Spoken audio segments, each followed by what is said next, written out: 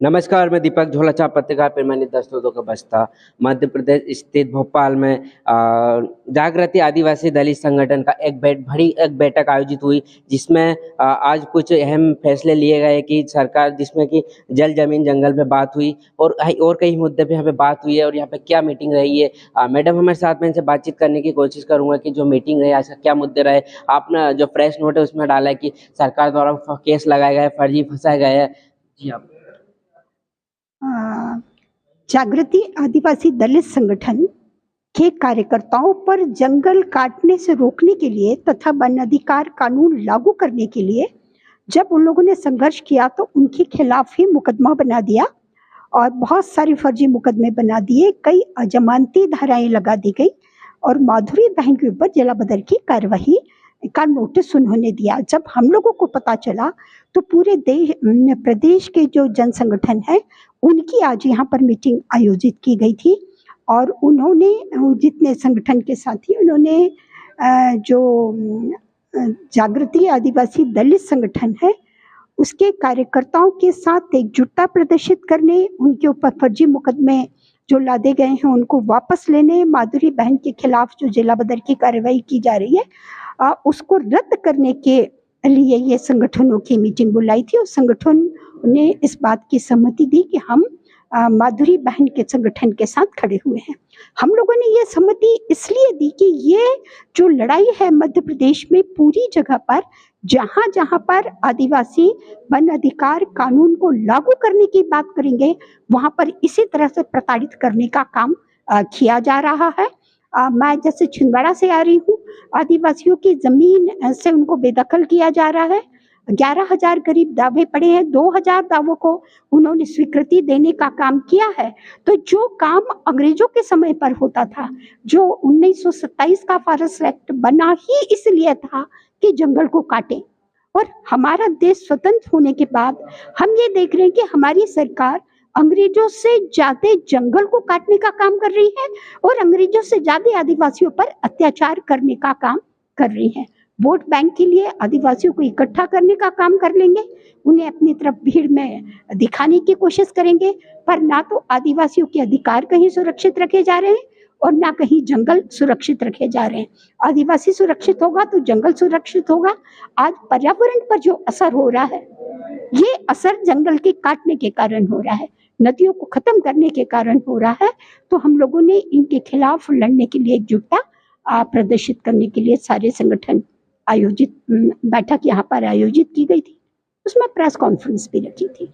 ऐसे कौन से मुद्दे हैं जो पर्यावरण में बचाया जा सकता है? इन मुद्दों के लिए तो ये है कि जैसे कि वो एक चिपको आंदोलन था, सुंदरलाल बहुगुणा ने जो चिपको आंदोलन चलाया कि वो पेड़ से चिपक जाते थे कि काटना है तो पहले हमें काटो और हमारे पेड़ों को मत काटो। ये आम व्यक्ति को इसके खिलाफ सामने आना पड़ेगा, जैसे जागृति संगठन ने किया। इन्होंने यही किया, यही लोग जंगल को बचाने की बात कर रहे थे, इनके खिलाफ इन्होंने जो मुकदमा दर्ज करके प्रताड़ित करने का काम किया है, तो उनके साथ एकजुटता दर्शाने की जरूरत है और सभी जगह लोगों को सरकार से बिना डरे और ये जो जंगल माफिया है इसके खिलाफ आवाज उठानी पड़ेगी, तभी हमारे जंगल बच पाएंगे। अभी देखिए 5 जून को पर्यावरण दिवस है, अरबों खरबों रुपए सरकार पर्यावरण दिवस को मनाने के लिए खर्च करेगी, पर जंगल को बचाने का कोई प्रयास सरकार द्वारा नहीं किया जाएगा। ये जो मामला है बुरहानपुर वाला, वो जो यहाँ के गृह मंत्री है उनका इलाका, उनकी नॉलेज में है, मुख्यमंत्री भी जानते जंगल कट रहा है, पर उनका कोई प्रयास नहीं है। सरकार जंगल माफिया के साथ खड़ी हुई है, जंगल काटने वालों के साथ खड़ी हुई है। तो ये सभी संगठन एक साथ मिलकर सरकार और बाकी जो कॉर्पोरेट बने हुए जो इनसे कैसे लड़ेंगे?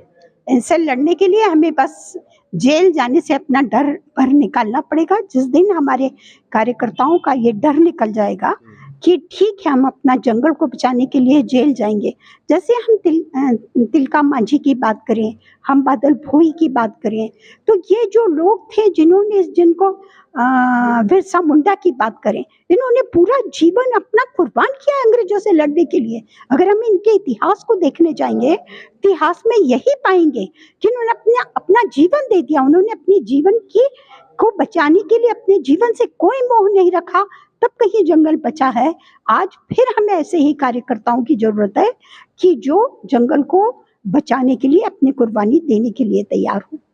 प्रकृति के साथ छेड़छाड़ की जा रही है, जैसे मौसम में कभी गर्मी कभी बारिश से पर्यावरण पेड़ पौधे लगाने से होते हैं, पर लेकिन लोग जागरूक होने के बावजूद भी जागरूकता नहीं आ रहा है, मतलब क्यों नहीं लगा रहा है, क्या कारण है? देखिए, वो जो जागरूकता जिनके बीच में नहीं है, जो जंगल में है नहीं, जो शहर के अंदर रह रहे हैं, जिनको एसी चाहिए, जिनकी लग्जरी लाइफ है, उन्हें इन चीज़ों से कोई मतलब नहीं ना। उन्हें लग रहा है कि हमारे पास पैसा है और पैसे से हम सब खरीद लेंगे, हमारे को ऑक्सीजन मिल जाएगी, हम बढ़िया एसी लगा हुआ है, हमें बढ़िया ठंडी हवा मिल रही है, हमें क्या जरूरत पड़ गई जंगल को बचाने की।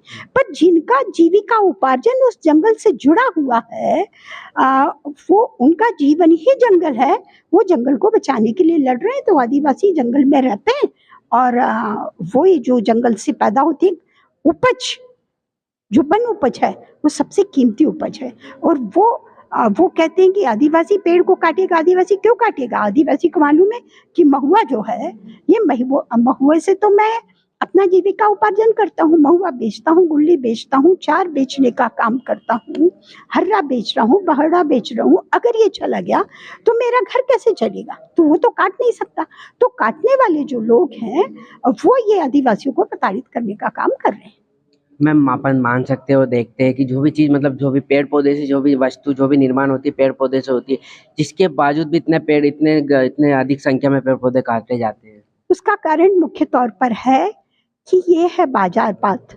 और इस बाजारवाद ने, इस पूंजीवाद ने व्यक्ति को पूंजी को प्राथमिकता देने का काम शुरू किया। उसने जंगल को बचाने का काम, नदी को बचाने का काम, जमीन को बचाने का काम नहीं। वो पैसा पहले मिल जाता। और उसी का कारण, जैसे उन्होंने कहा कि शिक्षा, सरकारी स्कूल बंद होना, सरकारी अस्पताल का बंद होना, तो ये जो लग्जरी लाइफ शुरू होना, ये वंदे मातरम जैसी ट्रेन आप चलाओगे तो बताइए कि व्यक्ति का लालच बढ़ता है कि मैं भी वंदे मातरम ट्रेन में जाऊं। वंदे मातरम ट्रेन की टिकट खरीदने के लिए तो मुझे यही काम करने पड़े, कहीं मुझे जंगल काटना पड़ेगा, कहीं मैं शराब बेचने का काम करूंगा, कहीं मैं नदी माफिया से नदी को निकालने का काम करूंगा। तो इस तरीके से जो सपने दिखाए जा रहे हैं बड़े, उसमें इस तरह की घटनाएं हो रही हैं और लोगों का ध्यान उस तरफ में बट रहा है, इस तरफ में नहीं बट रहा कि ये जंगल नहीं होगा तो जीवन कैसे होगा। कमलनाथ जी ने आज पीसीसी में पर्यावरण और वन बचाओ का एक बड़ा सम्मेलन कार्यक्रम आयोजित किया था, आप इसको कैसे देखते हैं? कमलनाथ जी सम्मेलन कर सकते हैं, पर जमीन पर आंदोलन को करने या जंगल को बचाने का कोई प्रयास नहीं है। कमलनाथ जी अदानी पावर प्लांट को लेकर छिंदवाड़ा में आए। अब सोचिए कि जब प्लांट डलेगा तो पर्यावरण को कितना नुकसान होगा, जंगल कैसे कटेंगे। वहां जो छोटे झाड़ के जंगल हैं, उनको काटने के लिए अदानी ने बिना परमिशन के वहां बिल्डिंग तान दी। कमलनाथ जी कब खड़े हैं जंगल को बचाने के लिए? प्रेस कॉन्फ्रेंस करने से जंगल नहीं बचने वाला, जमीन पर कब उतर रहे हैं कमलनाथ जी, ये बताएं। और अदानी जैसे व्यक्ति का विरोध करने के लिए कब खड़े हो रहे हैं, ये बताएं। और जंगल को बचाने के लिए आदिवासी के साथ खड़े होने के लिए कब खड़े हुए हैं वो? तो ये बातें जब तक वो नहीं लाएंगे तब तक कि कुछ पर्यावरण बचने वाला नहीं है। वो तो पर्यावरण मंत्री थे ना, तब उन्होंने नदी की दिशा बदल दी थी और अपनी होटल बना ली थी। तो पर्यावरण अगर वो मंत्री बनते हैं और इसलिए बनते हैं कि वो अपनी होटल को चलाने का काम करेंगे, तो पर्यावरण कहां से बचेगा ऐसे व्यक्ति के लिए? माननीय शिवराज सिंह चौहान प्रतिदिन पेड़ पौधे लगा रहे हैं। माननीय शिवराज सिंह चौहान प्रतिदिन पेड़ पौधे लगा रहे हैं, कौन से शुभ भूल के? कितने पेड़ उन्होंने पीपल के लगाए हैं, कितने पेड़ बड़ के लगाए हैं, कितने पेड़ नीम के लगाए हैं, और जितने पेड़ लगाए हैं उसमें से जिंदा कितने, इसका कोई हिसाब किताब है उनके पास? पेड़ तो आप लगा देते हो, उसके बाद बचाने का आपका कोई काम उन पेड़ों के लिए नहीं होता। तो पहले तो आप एक पेड़ लगाओ, पर उसको जिंदा रहने की जिम्मेदारी तो बताओ कि ये पेड़ मैंने पिछली बार लगाया था, ये पेड़ जिंदा है। ऐसा कोई पेड़ शिवराज सिंह चौहान बता नहीं सकते। जनता के, गरीब के पैसे का जितना दुरुपयोग हो सकता है वो करने का काम कर रहे हैं। पर्यावरण बचाओ ठानिए, और यही आंदोलन के साथ सभी संगठन एक साथ होकर और अपनी मांगों को लेकर एक अहम बैठक की। इस बैठक में कुछ निर्णय किया कि चाहे जो भी हो जाए, हम सब संगठनों को एक साथ होकर पर्यावरण बचाना है। यही सभी ने आज संकल्प लिया। झोला छाप पत्रकार दीपक गोपाल।